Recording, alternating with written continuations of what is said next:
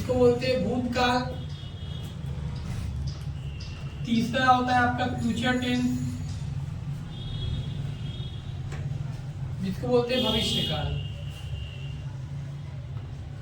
तो तीन तरह के टेंस होते हैं, लेकिन हर टेंस का आप चार चार पार्ट पढ़ेंगे, इसका चार, इसका चार, इसका चार। अभी तक आप बुक में जितना भी पढ़ रहे होंगे आपको चार पार्ट पढ़ रहे होंगे, लेकिन मेरे अकॉर्डिंग आप इसमें 5 पढ़ेंगे और इसमें 5 पढ़ेंगे और इसमें 4 ही पढ़ेंगे।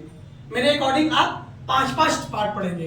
वर्तमान काल के 5 पार्ट पढ़ेंगे, भूतकाल के 5 पार्ट और ये भविष्य काल के 4 ही पार्ट है। ये देखिए 5 पार्ट क्यों आया, क्योंकि कुछ लोग क्या करते हैं प्रेजेंट सिंपल टेंस और प्रेजेंट इंडेफिनिट टेंस को एक ही बोल देते हैं, जो कि present simple tense indefinite tense में थोड़ा सा डिफरेंस होता है। थोड़ा सा डिफरेंस क्या होता है उसी को हम समझते हैं। तो वर्तमान काल यानी जो अभी चल रहा है, पास्ट टेंस यानी भूतकाल जो बीत चुका है, और भविष्य काल जो आने वाला है। तो हम पहले बात करते हैं प्रेजेंट टेंस के कितने टाइप्स होते हैं। प्रेजेंट टेंस के 5 टाइप्स होते हैं। बुक के अकॉर्डिंग 4 ही होता है, लेकिन मेरे अकॉर्डिंग 5। देखिए अब कैसा देखिएगा। पहला होता है present simple tense. Present simple tense. अब प्रेजेंट सिंपल टेंस क्या होता है इसके बारे में बात करते हैं। प्रेजेंट सिंपल टेंस ये होता क्या है, जैसे इसकी पहचान देखिए।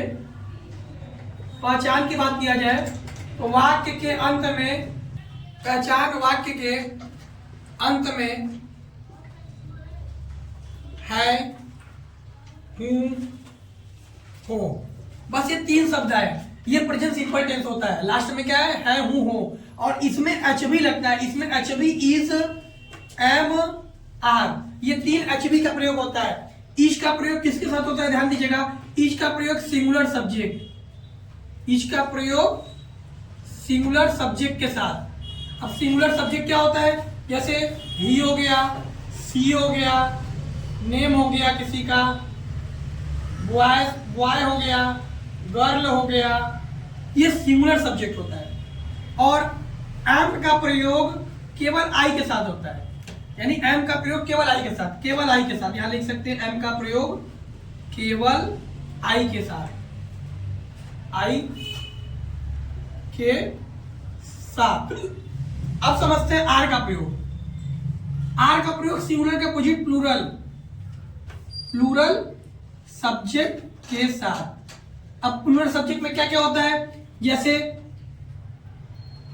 वी हो गया, यू हो गया, दे हो गया, या इसमें और यहां बना देते हैं दे के साथ। मान लीजिए अगर बॉय है तो एस लग गया, बॉयस हो गया, गर्ल्स हो गया। ठीक, तो जितने भी प्लूरल वर्ड होते हैं, प्लूरल सब्जेक्ट होते हैं, उसमें क्या होते हैं आर का प्रयोग करते हैं प्लूरल सब्जेक्ट में। तो ये होता है प्रेजेंट सिंपल टेंस का सिंपल सा पहचान, है, हूं, हुआ है, और इज एम आर का प्रयोग इसमें हेल्पिंग वर्ब में करते हैं। अब एक एग्जांपल समझते हैं तो हमको क्लियर हो जाएगा कि यहाँ पर इज लगेगा, एम लगेगा, आर लगेगा। कैसा एग्जांपल ध्यान दीजिएगा। एक क्वेश्चन बताते हैं हम प्रेजेंट सिंपल टेंस का। जैसे यह किताब है, किताब है, देखिए लास्ट में है का मतलब कौन सा टेंस हो गया, present simple tense. Present simple tense का हेल्पिंग वर्ब क्या होता है, इज एम आर, यही तीनों एच बी होता है। इन तीनों एच में से क्या लगेगा, दिस को या को दिस बोलते हैं, और उसके बाद इसका अंग्रेजी बनाते हैं, है का इज होता है, उसके किताब, दिस इज ए बुक, ये हो गया प्रेजेंट सिंपल टेंस, ये किताब है। ठीक है, अब वे कक्षा में है, वे कक्षा में है, वे का दे होता है। अब देखिए दे हो गया, दे प्लूरल हो गया, वे कक्षा में, वे यानी बहुत सारे बच्चे हो गए। दे के बाद अब इसका है का लगाएंगे, है तो प्रेजेंट सिंपल टेंस है। प्रेजेंट सिंपल टेंस का नियम क्या करता है, इज एम आर लगाओ। दे जो होता है प्लूरल होता है, प्लूरल सब्जेक्ट, प्लूरल सब्जेक्ट के साथ क्या लगता है, आर का प्रयोग होता है। मैंने लिखवाया था प्लूरल सब्जेक्ट के साथ वी, यू, दे के साथ आर लगता है। तो पहले वे का दे हो गया, उसके बाद है का आर हो गया, they are in the class, वे कक्षा में, they are in the class, वे कक्षा में है। ये हो गया 2-3 एग्जांपल। एक एग्जांपल हम और ले लेते हैं, शुद्ध वाला आई वाला बता देता है। मैं लड़का हूं, देखिए ये भी प्रेजेंट सिंपल टेंस है, लास्ट में हूँ आया है ना, मैंने बोला है हूँ हो, 3 शब्द से आप पहचानेंगे। मैं लड़का हूँ तो मैं आई होता है। अब मैंने बताया आपको कि आई के साथ केवल एम लगाते हैं, तो आई के साथ एम लग जाएगा। आई एम अ बॉय, एक लड़का, I am a boy. 3 sentence हम लोग देख लिए सब्जेक्ट का, 3 टेंस का। मैंने इज का प्रयोग देख लिया, आर का प्रयोग देख लिया, एम का प्रयोग देख लिया। तो ऐसे आप पहचान जाएंगे कि वो प्रेजेंट सिंपल टेंस है। वाक्य के अंत में तीनों चीज आपको देखना है, क्या क्या है, हूँ, हो। बस ये 3 सब्जेक्ट, 3 चीज आएगा, 3 वर्ड अगर अक्षर आएगा, वर्ड आएगा, तो आप समझ जाएंगे प्रेजेंट सिंपल टेंस। अब प्रेजेंट सिंपल टेंस में एचबी क्या होती है, इज एम आर। इज का प्रयोग सिंगुलर सब्जेक्ट के साथ होता है, आर एम का प्रयोग केवल आई के साथ होता है, और आर का प्रयोग प्लूरल के साथ। मैंने इन तीनों हेल्पिंग वर्ब पे 3 सेंटेंस मैंने बता दिया। ये प्रेजेंट सिंपल टेंस। जब हम पैराग्राफ ट्रांसलेशन कराएंगे तो वहां बड़ा सा पैराग्राफ ट्रांसलेशन रहेगा, तो वहां आप बताएंगे कि प्रेजेंट सिंपल टेंस है या पास्ट सिंपल टेंस या क्या क्या है। तो अभी हम टेंस स्टार्ट किए हैं, तो ये मेरा पहला था प्रेजेंट सिंपल टेंस, ठीक है। इसके बाद हमारा स्टार्ट होता है प्रेजेंट इंडेफिनिट टेंस। पर कुछ लोग क्या होते हैं कि इंडेफिनिट और सिंपल टेंस को जोड़ देते हैं, लेकिन ये गलत है, क्योंकि इंडेफिनिट टेंस का नियम अलग होता है, इंडेफिनिट टेंस पहचानने का नियम अलग होता है। तो यहाँ पर प्रेजेंट सिंपल टेंस आप पहचान सकते हैं कैसे, है, हूँ, हो से। अगर ये 3 वर्ड है तो आप समझ जाएंगे प्रेजेंट सिंपल टेंस है। लेकिन प्रेजेंट इंडेफिनिट टेंस में यह नहीं होता। अब देखिए प्रेजेंट इंडेफिनिट टेंस की पहचान बताते हैं हम आपको। सेकंड हमारा होता है present indefinite tense.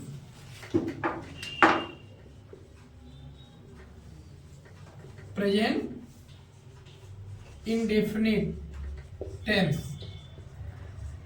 Present indefinite tense जो होता है, इसकी पहचान देखिए, इसकी पहचान सबसे बड़ी चीज है, पहचान यानी आइडेंटिफाई। तो वाक्य के अंत में लिखेंगे, वाक्य के अंत में ता है, ती है, ते है, तो हो आदि शब्द आते हैं। इसमें एचबी का प्रयोग नहीं होता, यानी एचबी का प्रयोग नहीं होता इसमें। एचबी यानी हेल्पिंग वर्ब कोई नहीं लगता इसमें, बस लगता है वर्ब में, यानी सिंगुलर सब्जेक्ट बोलेगा तो। अगर सिंगुलर सब्जेक्ट देगा तो उसके वर्ब में यस और ईएस जोड़ देते हैं, ठीक है। और प्लूरल सब्जेक्ट बोलेगा, प्लूरल सब्जेक्ट की बात करते हैं, उसमें वर्ब में यस ईएस नहीं जोड़ते, नहीं जोड़ते, केवल वर्ब के फर्स्ट फॉर्म का प्रयोग करते हैं। किसका प्रयोग करते हैं, वर्ब के फर्स्ट फॉर्म का। हम 2-3 क्वेश्चन कराएंगे तो आपको present simple tense, indefinite tense भी क्लियर हो जाएगा। तो प्रेजेंट इंडेफिनिट टेंस की पहचान देखिए, ता है, ती है, ते है, तो हो आदि शब्द आते हैं, ठीक है। इसमें एचबी नहीं लगता, हेल्पिंग वर्ब तो आता नहीं है। उसके बाद जो सिंगुलर सब्जेक्ट होता है, वर्ब में यस होता है और ईएस होता है। उसके बाद जो प्लूरल सब्जेक्ट होता है, वर्ब में यस ईएस नहीं लगता प्लूरल सब्जेक्ट में। आप तो सिंगुलर प्लूरल सब्जेक्ट जान चुके होंगे, सिंगुलर क्या सब्जेक्ट होता है, प्लूरल। इसके पहले हम लिखवाए थे। तो वर्ब के फर्स्ट फॉर्म का प्रयोग करते हैं प्लूरल सब्जेक्ट में। अब हम एक क्वेश्चन की चर्चा करते हैं, उसके बाद हम समझते हैं कि कैसा है। ध्यान दीजिएगा, जैसे राम आम खाता है। अब ध्यान दीजिएगा, यहां पर क्या बता रहा है, राम आम खाता है। तो राम का सबसे पहले सब्जेक्ट राम हो गया, राम सिंगुलर है, एक वचन है, तो है, हूँ, हो, राम के साथ ईजेब तो लगेगा नहीं। ये देखिए लास्ट में क्या है, ता है, ती है, ते है। लास्ट में ता है ना, मैंने बताया सिंगुलर सब्जेक्ट अगर रहेगा, सिंगुलर सब्जेक्ट अगर रहेगा तो वर्ब में यस यस लगेगा। तो सबसे पहले वर्ब क्या है, वर्ब है खाता यानी खाना, खाना का ईट होता है, ईट के साथ एस लग गया, इट्स। मैंगो, इट्स के बाद क्या खाता है, आम खाता है, तो मैंगो, मैंगो बना सकते, it's mango, Ram it's mango, ठीक है। अगर बोला जाए तो सीता गाना गाती है, सीता गाना गाती है। अगर सीता गाना गाएगी तो सीता का सीता हो गया। फिर देखिए सीता में सिंगुलर है तो गाना का सिंग होता है, तो SING में एस लग जाएगा, सिंग्स, क्योंकि सिंगुलर सब्जेक्ट के साथ वर्ब में SES लग जाता है। तो सीता सिंगुलर होती है क्योंकि एक लड़की की बात कर रहा है, तो इसीलिए सीता हो गया। और इसका बनाते हैं गाना, गाना का सिंग होता है तो एस लगा दिए, सिंग्स, क्या गाती है, अ सॉन्ग, एक गाना, ठीक। अब ये तो सिंगुलर पे समझ गए, अब हम प्लूरल पे समझ के, प्लूरल पे बगल में आपको लिखा देते हैं, वे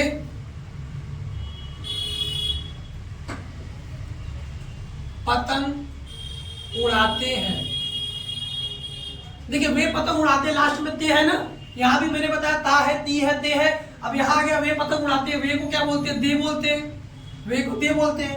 अब दे देखिए प्लूरल हो गया, अब दे के साथ वर्ब में एस लगेगा नहीं बल्कि वर्ब का फर्स्ट फॉर्म लगेगा। तो यहाँ पर उड़ाते हैं, उड़ाना क्या होता है? फ्लाई होता है, FLY फ्लाई। अब इसमें एस नहीं लगेगा, they fly kite,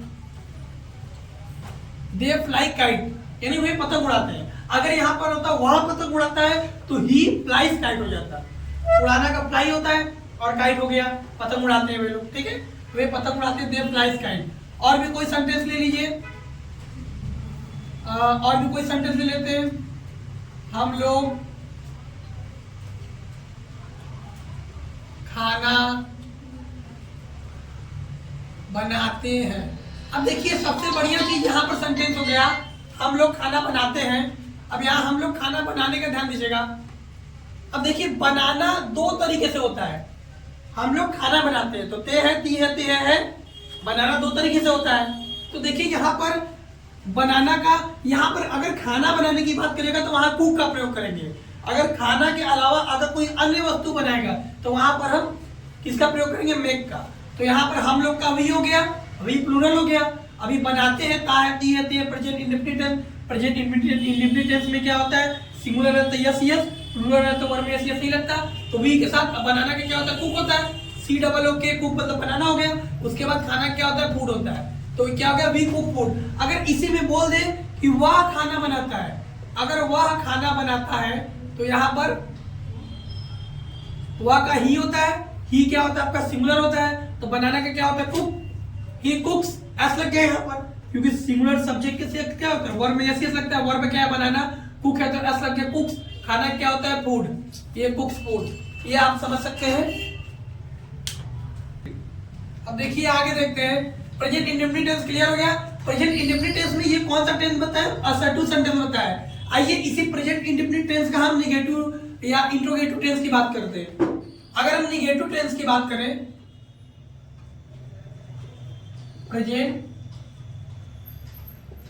indefinite tense, अगर प्रेजेंट इंडेफिनिट टेंस के अगर हम इसमें दो सेंटेंस की बात करते हैं, ये तो असर्टिव चल रहा था। अगर वाक्य में अगर खड़ी पाई रहे या फिर फुल स्टॉप रहे तो समझिएगा वो असर्टिव सेंटेंस। अब निगेटिव की बात करते हैं।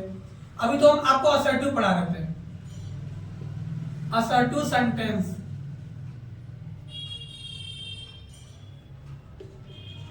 ठीक, अब हम समझाते हैं आपको negative sentence.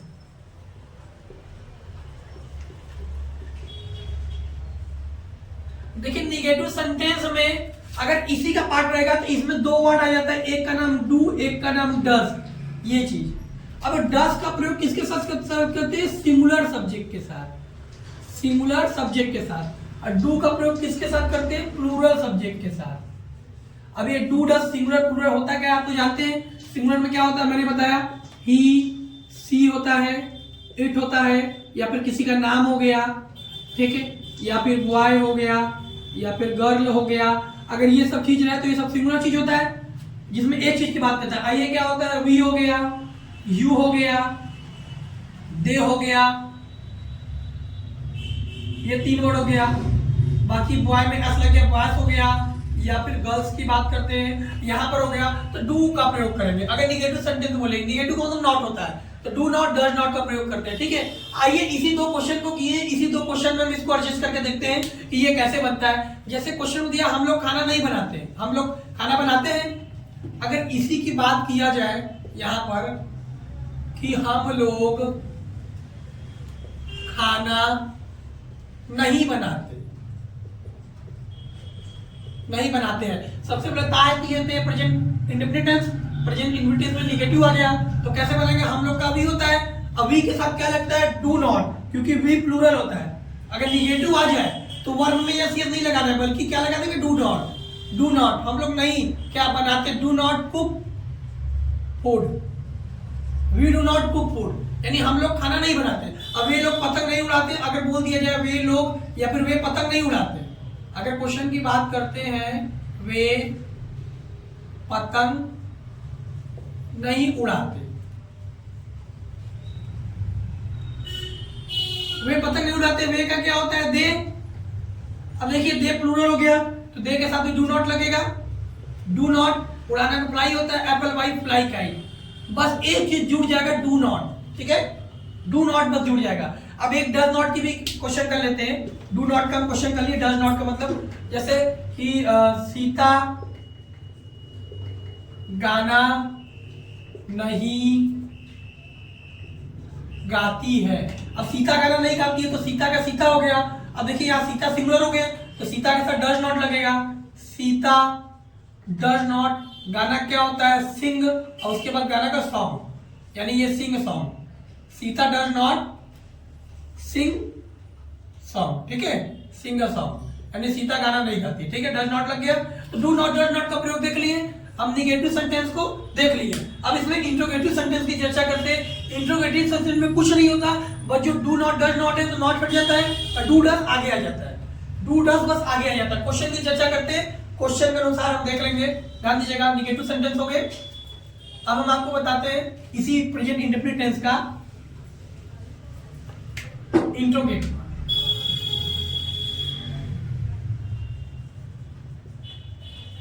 Interrogative sentence, interrogative sentence में जैसे क्या वे खाना बनाते हैं, क्या वे खाना बनाते हैं। तो सबसे बड़ी देखिए क्या क्या का क्या होगा, क्या लगेगा नहीं पता। यहाँ दे है, दे के साथ क्या लगता है? डू लगता है। तो डू दे हो गया। उसके बाद बनाना का क्या होता है? कुक, खाना बनाने का कुक होता है। अपूड ये हो गया। डू दे कुक फूड, क्या वो खाना बनाते हैं? अगर मान लीजिए हमको नहीं समझ में आ रहा कि डू बनाएगा डज बनाएगा, क्या राधा कपड़ा धोती है? तो क्या का क्या हो गया। अब क्या के लिए मैं थोड़ा सा जगह छोड़ कर रहा हूं, क्या बनाएगा, डू बनाएगा डज बनाएगा नहीं पता। यहां सब्जेक्ट देखता हूं राधा, तो राधा सिंगुलर है। राधा सिंगुलर तो राधा के साथ क्या लग जाएगा? डज लग जाएगा। डज राधा। उसके बाद धोना का क्या होता है? Wash, wash wash cloth,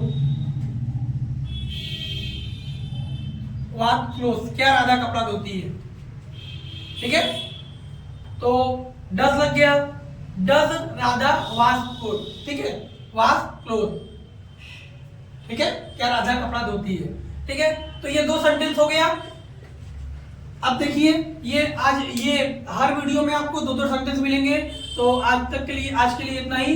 like कीजिए, सब्सक्राइब कीजिए, और कोई भी क्वेश्चन होगा तो आप कमेंट में क्वेश्चन कर सकते हैं। Thanks for everyone.